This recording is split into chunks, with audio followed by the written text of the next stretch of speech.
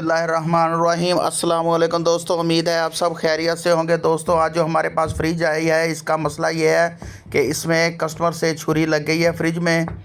और अभी हमने इसको प्रेशर दे के चेक किया है। चेक करने के बाद हमने आपको दिखाया कि इसके अंदर सुराख हुआ हुआ है।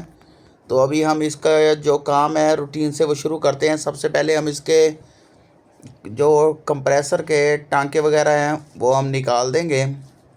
सबसे पहले हम इसकी जो डिस्चार्ज ट्यूब है दोस्तों उसको निकालेंगे। इसको निकालने का ये मकसद हमारा ये है कि हम चेक करें कि कंप्रेसर में पानी वगैरह गया हुआ है या नहीं गया। फिर उसके बाद हम जो इसका मुकम्मल काम है वो काम शुरू करेंगे और आपके साथ मुकम्मल वीडियो शेयर करेंगे इंशाल्लाह। ये आप देखें, अभी हमने इसका डिस्चार्ज ट्यूब भी निकाल दिया है, सक्शन भी निकाल दिया है और इसकी जो चार्जिंग लाइन है वो भी हमने निकाल दी है। इसका भी जो फ़िल्टर है हम उसके टांके निकाल देंगे ताकि कंडेंसर को भी हम वाश करके चेक करेंगे और वेपोरेटर को भी हम अच्छे तरीके से वाश करेंगे सीटीसी डाल के। और कंप्रेसर का आयल निकालेंगे। आयल निकालने के बाद आयल को हम तसल्ली से चेक करेंगे आयल में पानी है या नहीं है। ये कैपिलरी ट्यूब को भी हम स्टीनर लगाएंगे। स्टीनर की मदद से इसको सीटीसी डालकर हम वाश करेंगे। पहले वाश करेंगे फिर हम इसका जो है टांका लगाएंगे अंदर से। ऐसे अगर टांका लगाएंगे तो टांका नहीं लगता क्योंकि अंदर आयल वगैरह चला जाता है। जब तक अंदर से आयल नहीं निकलेगा तो टांका अच्छा टांका नहीं लगता, क्योंकि टांका हम लगाते जाएंगे उधर से आग लगती जाती है, टांका ठीक नहीं लगता। तो हम सबसे पहले कैपिलरी ट्यूब को साफ़ करके फिर हम इसको काटेंगे। काटने के बाद फिर इसके आगे हम स्टीनर लगाएंगे। स्टीनर लगाने के बाद फिर हम इसको वाश करेंगे।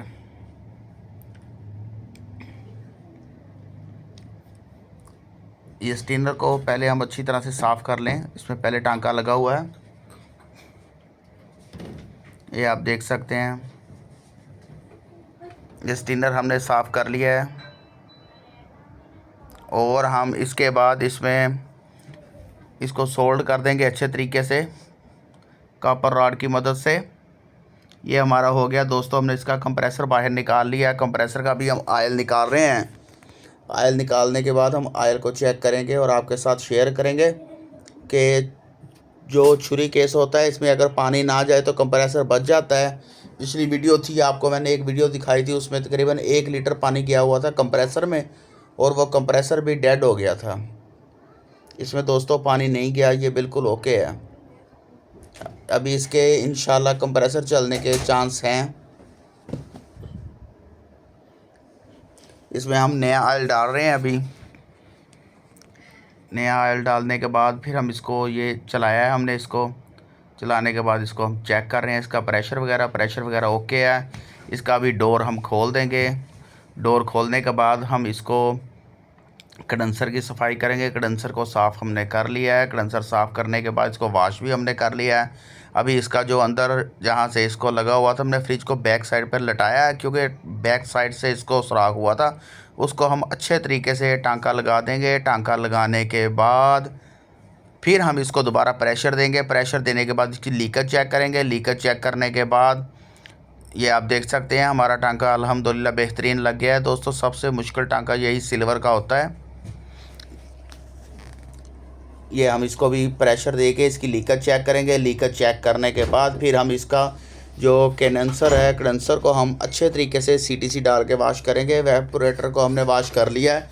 एक बार फिर भी हम चेक करेंगे, क्योंकि टांका लगाने के बाद भी तसल्ली से हम वाश करेंगे एक बार। इसको अभी हम तकरीबन 100 प्रेशर हम देंगे। इसको प्रेशर देने के बाद इसकी लीकेज वगैरह हम आपके सामने चेक करेंगे। जो हमने पीछे से इसको टांका लगाया पहले वो चेक कर लें, फिर अंदर से इसको जाके चेक करेंगे हम। ये आप देख सकते हैं कि मैंने इसको तकरीबन 150 पाउंड प्रेशर दे दिया है। फ्रीज़र को 150 पाउंड ठीक है प्रेशर। इससे ज़्यादा देंगे तो ये डब्बे की जो अंदर से प्रेशर के साथ ख़राब होना शुरू हो जाता है। इसका टांका वगैरह हमने चेक कर लिया, वो बिल्कुल ओके है। उसके बाद हमने अभी इसका कंडेंसर भी वाश कर लिया, इसका वेपोरेटर भी वाश कर लिया। वाश करने के बाद हमें अभी इसके जो दोबारा टांकों की फ़िटिंग है हम दोबारा फ़िटिंग शुरू कर रहे हैं। आपके सामने आप देख सकते हैं कि अभी हम इसकी डिस्चार्ज ट्यूब को सोल्ड कर रहे हैं, टांका लगा रहे हैं। इसको टांका लगाने के बाद फिर हम इसके सक्शन के टांका लगाएंगे।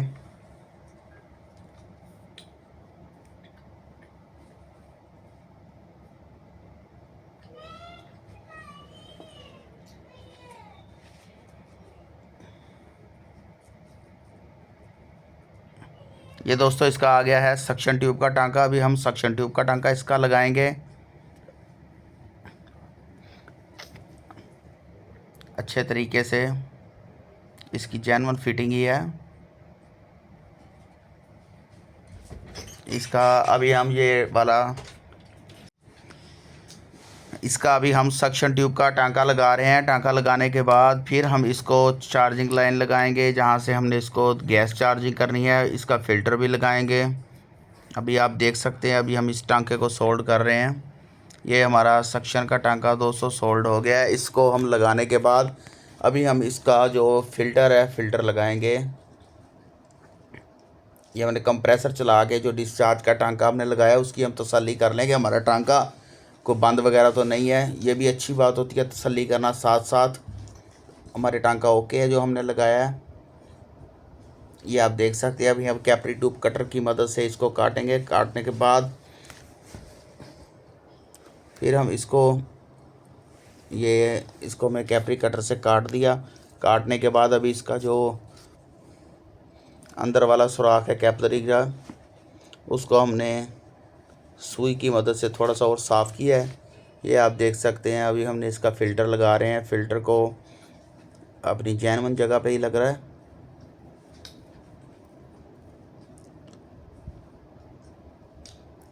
ये हमारा फ़िल्टर का टांका भी सोल्ड हो गया। अभी हम इसको कैपलरी ट्यूब अभी लगा रहे हैं हम। ये हमारी कैपलरी ट्यूब भी लग गई है। ये कैपलरी ट्यूब का टांका भी हमारा तकरीबन लग गया अल्हम्दुलिल्लाह। ये अभी फ़िल्टर को हम ठंडा कर रहे हैं क्योंकि फ़िल्टर को ठंडा करना बहुत ज़रूरी होता है क्योंकि इसमें जो सिलिका जेल है वो हीट होने से बाज़ औक़ात पाउडर की शक्ल इख्तियार कर लेता है। इसलिए उसको जितनी जल्दी हो कोशिश यही है उतनी जल्दी ठंडा किया जाए और जल्दी से जल्दी ये टांका लगाया जाए। अभी हमारा आ गया दोस्तों ये टांका चार्जिंग लाइन वाला।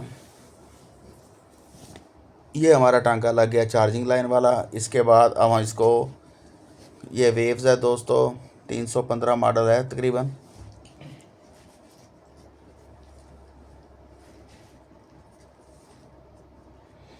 ये इसको भी हम प्रेशर दे रहे हैं।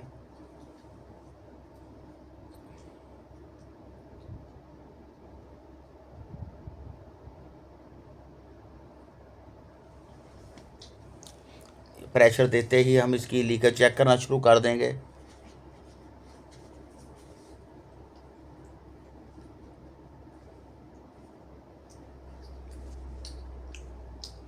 ये सारी लीकेज वगैरह हमने इसकी तकरीबन चेक कर ली है। चेक करने के बाद इसका प्रेशर निकाल के हम इसको फिर वैक्यूम पे लगाएंगे। अभी इसको हमने प्रेशर दिया सिर्फ 15 मिनट के लिए हम इसमें प्रेशर छोड़ देंगे ताकि जितने हमने इसके जॉइंट लगाए हैं अंदर वाला टांका सब की लीकेज तसल्ली से चेक करें। हमारी लीकेज का मरहल है वो पूरा हो गया है। इसके बाद हम अभी वैक्यूम इसको करेंगे। ये हमारे पास ये कंप्रेसर है। हम कंप्रेसर की मदद से प्रेशर देते हैं और इसके साथ ही हम वैक्यूम करते हैं।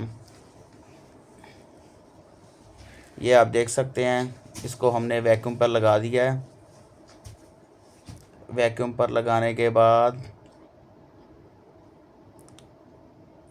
ये हमारा वैक्यूम हो गया है। वैक्यूम होते साथ ही अभी हम इसको गैस पे लगा देंगे। आप देख सकते हैं ये दोस्तों R134 गैस इसमें डलेगी। ये R134 का कंप्रेसर है।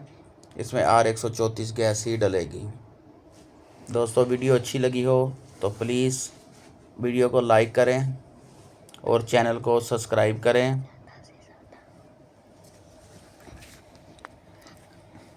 किसी किस्म की मालूमात के लिए भी आप रब्ता कर सकते हैं।